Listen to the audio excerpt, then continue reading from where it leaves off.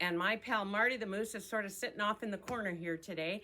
He doesn't want to get too fuzzy, which that's what I'm going to show you today, is how to work with Minky, not make a mess, not let it walk on you while you're using it, and just to enjoy working with Minky, because there's so many options and so many fun things you can do with Minky. So the first thing I want to show you is how to cut your Minky. And as you can see, I've got some really soft Minky on this side, and it's just the regular polyester on the back. If you were going to use this to make a project, you would measure it out, and then you would draw a line on the back side, not on the soft fluffy side, on the very back side. And so I'm just going to draw a quick line here so you can see what I'm doing. Drawing a line, and then we are going to take, Olfa has this wonderful cutting blade that works. It's a 30-degree one, and you just move it in and out. I don't know how's the best way to see it. You can see it sort of going in and out there. Move it out so one blade is showing. You take your Minky, pull it back.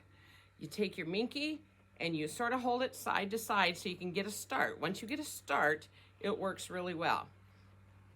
So I'm just cutting down that line I drew, and voila, we got a little bit of fuzz. You don't get a lot because what we're doing is we're cutting through the polyester on the back and not through the fluffy stuff on the front. You will get a little bit, but nothing compared to what you used to get when you cut with a rotary cutter.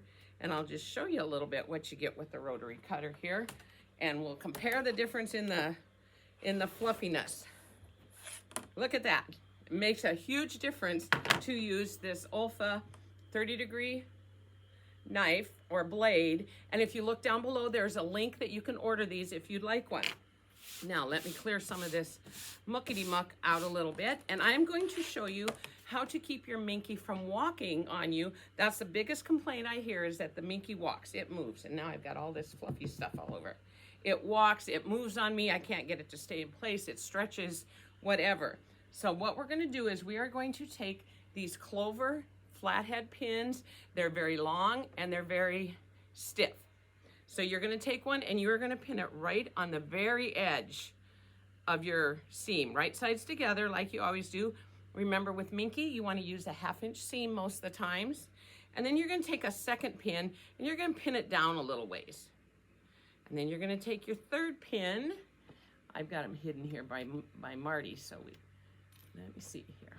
There we go. And you're going to put a third pin right up there on your edge again. And then you'll take the next pin and you will put it down, further down. And the reason we're going to do this is we are going to, as we sew, we are going to, as you're sewing down this way, you're going to just slide this pin out as you sew, and you're going to leave this one in. That's going to keep it from walking. Then when you get down here, you're going to just slide this one out as you sew, and you're going to leave this one in. That keeps it from walking and moving on you while you're trying to keep it straight and sew a straight seam. Remember, 1/2-inch seam and 3 millimeter stitch length is the best for working with Minky. Another thing that helps, it's tremendous help, is the ODIF, oh, my lid came off, the 505 spray. And it's a temporary adhesive. It doesn't smell, it's scent-free, whatever you want to say. It's scent-free, and it will not shift as long as you use it fairly quickly.